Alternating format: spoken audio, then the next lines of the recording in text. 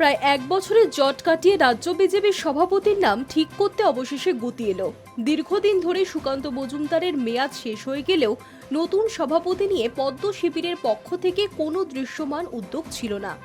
অথচ সামনেই ২৬-এর বিধানসভা ভোট। এই পরিস্থিতিতে দলের এই শিথিল মনোভাব নিয়ে দলের অন্তরেই প্রশ্ন উঠছিল। অবশেষে স্পষ্ট বার্তা পাওয়া গেল, আগামী ৩রা জুলাই চূড়ান্ত নাম ঘোষণা করা হবে। সূত্রের দাবি ২১শে জুলাই তৃণমূলের শহীদ দিবসের আগেই রাজ্য বিজেপির সভাপতির নাম ঘোষণা করা হতে পারে। সম্ভাব্য ইঙ্গিত নতুন কাউকে নয়, বরং পুরনো মুখ সুকান্ত মজুমদারকেই দ্বিতীয় দফায় দায়িত্বে রাখার পক্ষেই মত কেন্দ্রীয় নেতৃত্বের। কারণ এখনই নতুন কাউকে এনে সংগঠনের দায়িত্ব বুঝিয়ে দিলে ভোটের মুখে দল আরো বিপাকে পড়তে পারে। সময় হাতে খুবই কম, তাই সুকান্তেই ভরসা রাখার পক্ষে যুক্তি খুঁজছেন শীর্ষ নেতৃত্ব।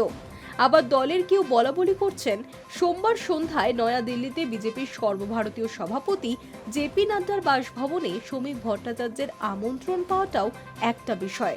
বিজেপির সংবিধান অনুযায়ী একজন সভাপতি সর্বোচ্চ 2 বার 3 বছরের জন্য দায়িত্বে থাকতে পারেন। সুকান্তের পূর্বসূরি দিলীপ ঘোষ এবং রাহুল সিনহাও 2 দফায় এই পদে ছিলেন, তাই নিয়ম অনুযায়ী সুকান্তের সামনে দ্বিতীয়বারের জন্য দায়িত্বে ফেরার রাস্তা খোলাই রয়েছে।